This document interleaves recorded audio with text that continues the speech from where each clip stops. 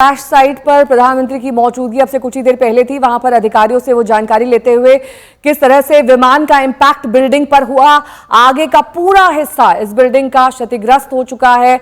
इसमें आग लग गई थी। इसके कई सारी ऐसी बिल्डिंग जिसमें विमान के हिस्से घुस गए थे। वो रिपोर्ट्स हमने आपको श्वेता की दिखाई थी, जहां पर अलग अलग हिस्सों में इस बिल्डिंग के कहीं पर सूटकेस पाया गया, कहीं पर जो यात्री सामान लेकर चले थे वो पाया गया। साथ ही विमान के कई क्षतिग्रस्त हिस्से भी इसी बिल्डिंग के अंदर मौजूद थे। यानी कि जबरदस्त इंपैक्ट इस क्रैश का था इस बिल्डिंग पर। ये पूरा आगे का हिस्सा आप देखिए, ये जलकर काला हो चुका है क्योंकि इतनी ज्यादा मात्रा में एटीएफ की मौजूदगी होती है, एयर टरबाइन फ्यूल, जिसका इस्तेमाल जहाज को चलाने के लिए किया जाता है, कि कई गैलन्स इस एटीएफ का जो जला होगा, उसके बाद बिल्डिंग इस तरीके से जल गई, क्षतिग्रस्त हो गई। आगे के हिस्से में प्रधानमंत्री की ये मौजूदगी और अधिकारी उनके इर्द गिर्द, साथ ही नागरिक उड्डयन राज्य मंत्री भी उनके साथ मौजूद थे और तमाम वो लोग जो क्रैश के बारे में उन्हें जानकारी दे रहे थे। मलबे के बीच में भी देखिए प्रधानमंत्री की मौजूदगी है। वो वहां पर अलग अलग जगहों पर, अलग अलग हिस्सों पर जाकर जानकारी ले रहे हैं। कहीं पर प्लेन का कोई हिस्सा गिरा हुआ है, कहीं पर कोई पार्ट गिरा हुआ है। श्वेता, आप तो खुद उस जगह पर, क्रैश साइट पर कल देर रात तक मौजूद थी। बहुत मुश्किल था उस जगह का आकलन करना जहां पर प्लेन के हिस्से भी अलग अलग जगह पर बिखर गए थे और बिल्डिंग इतनी ज्यादा क्षतिग्रस्त हो गई थी कि विमान का इंपैक्ट जब इस बिल्डिंग पर हुआ तो आगे का पूरा हिस्सा जल गया। टूटकर बिखर चुका था पूरा विमान। नेहा, एक तो जो पीछे का हिस्सा, क्योंकि ये बताया गया, जो वहां पर प्रत्यक्षदर्शी थे उनकी तरफ से बताया गया कि पहले टेल जो था वो आकर उस मेस में घुसा है। कोशिश कर रहे थे, मुमकिन है पायलट की, वो किसी तरीके से वहां पर उसे सुरक्षित जगह पर भले क्रैश लैंड हो, लेकिन लैंड हो कम से कम, लेकिन वो पीछे का हिस्सा उन पेड़ों और बिल्डिंग में उलझता हुआ कुछ ऐसा फंसा कि आगे प्लेन बिल्कुल टूटकर बिखर गया था। एक तो आग के गोले में पूरा जो मुख्य हिस्सा उसका था, फ्यूल टैंक से लगता हुआ, जहां पर सारे पैसेंजर्स बैठते हैं, क्रू की मौजूदगी होती है, लेकिन एक तरफ आप पूरा एक विंग स्पैन देख सकते थे, विंग को पूरा पड़ा हुआ, और पीछे की तरफ जो टेल का हिस्सा था। और नेहा, इसीलिए जो वहां पर जो चीफ फायर ऑफिसर थे उनकी तरफ से हमें ये जानकारी दी गई कि एयर इंडिया की तरफ से मदद के लिए वहां पर रिलीफ ऑपरेशंस के समय लोग रहे, जिन्होंने ये जानकारी दी कि दो तरफ ब्लैक बॉक्सेस ड्रीम लाइनर में रहते हैं, जिसमें एक सामने का हिस्सा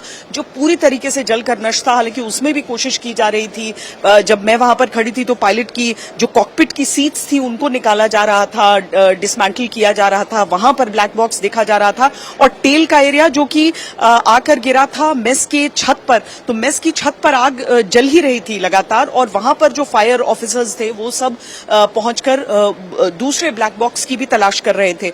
ये जो एन्क्रिप्टेड डेटा इसमें रहता है, जो डेटा इसमें रहता है, वो बहुत महत्वपूर्ण होता है किसी भी क्रैश के कारण को पता लगाने में।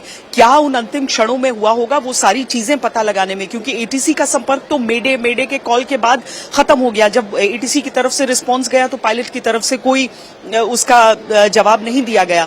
तो वो चीजें पता लगाने की कोशिशें अभी भी उन अध जले हिस्सों से की जा रही है। एक वो पूरा मुख्य बॉडी का हिस्सा विमान का जो जलकर खाक हो गया है, बिल्कुल ऐसा श्रेडेड मेटल की तरह वहां पर नजर आ रहा है, आपको लगेगा ही नहीं कि ये कभी कोई ढांचा हो सकता था। लेकिन दूसरी तरफ ये इसके जो मैं कहूंगी राइट साइड वाला जो विंग था और जो टेल था उसका हिस्सा साबुत दिख रहा है, जो बिल्डिंग में फंसा हुआ है, और दूसरा जो एक पूरी सड़क के पर गिरा हुआ है। तो ये दो हिस्से थे जो साबुत दिख रहे थे नेहा, बाकी पूरा का पूरा हिस्सा जल चुका था, नष्ट हो चुका था। और उसमें से ही करिश्माई तौर पर जो इमरजेंसी एग्जिट से निकलकर एक यात्री जीवित हैं, आज हम सबके बीच हैं, और बताया जा रहा है कि उनको चोटें भी बहुत गहरी नहीं आई हैं, यानी उपचार उनका जरूर चल रहा है, सारी उनको साइकोलॉजिकल पैरामीटर्स पर भी देखा जाएगा, लेकिन वो इन्वेस्टिगेशन में आगे मदद कर पाएंगे। पर अभी जो इस विमान में से जो फोरेंसिक एविडेंस, कल एफएसएल की टीम वहां पर थी, फोरेंसिक एविडेंस कलेक्ट किया,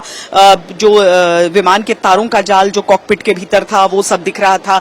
तो उन सारी चीजों में से एफएसएल की टीम में चीजें इकट्ठा कर रही थी, जो ऐसी चीज हो सकती है जो आगे के लिए कोई संकेत, कोई सबूत दे सके, और उसके साथ ही जो सबसे बड़ी तलाश होती है उन ब्लैक बॉक्सेस के लिए, हालांकि कल तक तो ये बताया गया था कि नहीं अभी बरामद हुआ है, लेकिन अब जो इंटरनेशनल एजेंसीज हैं वो भी नेहा आप बेहतर समझती हैं इस बात को कि जब सिविल एविएशन की बात आती है तो दुनिया की भी कुछ गवर्निंग बॉडीज होती हैं जिनके सदस्य होते हैं, जब ऐसे क्रैश होते हैं तो वो उन देशों में जाते हैं, उसके बारे में जानकारियां हासिल करते हैं ताकि एयर ट्रैवल और ज्यादा सुरक्षित हो।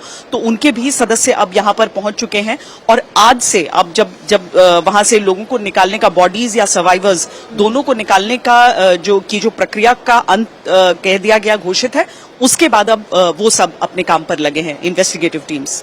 ठीक है, मैं लौटूंगी आपके पास। ब्रजेश दोषी मेरे सहयोगी जुड़े हुए हैं तमाम जानकारी के साथ। ब्रजेश, आप लगातार हमें जानकारी दे रहे हैं कि कैसे कल शाम से ही, जब से क्रैश हुआ है तब से लेकर अब तक क्या कुछ गतिविधियां हैं, लेकिन एक अंतर्राष्ट्रीय स्तर पर भी इस पूरे मामले की जांच की जाएगी, एक रिपोर्ट पेश की जाएगी कि आखिरकार ये हादसा क्यों हुआ। क्या इसमें पायलट की गलती थी या कोई टेक्निकल फेलियर था जिसमें पायलट का बस नहीं चला, सब कुछ इस रिपोर्ट में समाहित होगा।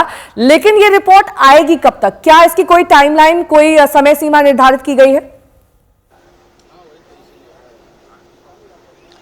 देखिए नेहा, अभी तक जो है इसके बारे में कोई जानकारी नहीं दी गई, परंतु केंद्रीय जो उड्डयन मंत्री हैं वो अभी तक यहीं पर हैं अहमदाबाद में, और लगातार वो जो हैं सभी अधिकारियों के साथ मुलाकात कर रहे थे, बैठकें की, कल देर रात तक उनकी बैठकें चली हैं। आज सुबह वो प्रधानमंत्री के साथ थे और स्पॉट पे जो है उनके साथ रहे। अभी भी जो है प्रधानमंत्री जो एयरपोर्ट पे जो है मीटिंग कर रहे हैं मंत्री और अधिकारियों के साथ, और वहां पे जो है वो रिव्यू किया जा रहा है कि अब जांच किस दिशा में आगे बढ़ेगी, क्या जानकारी जो जांच को लेकर सामने आई है, वो सारी चीजें जो है वो वहां पे चर्चा की जा रही है। प्रधानमंत्री जो है करीबन 20 मिनट जो है ये बैठक लेंगे और 10:30 बजे के बाद अहमदाबाद से रवाना होंगे।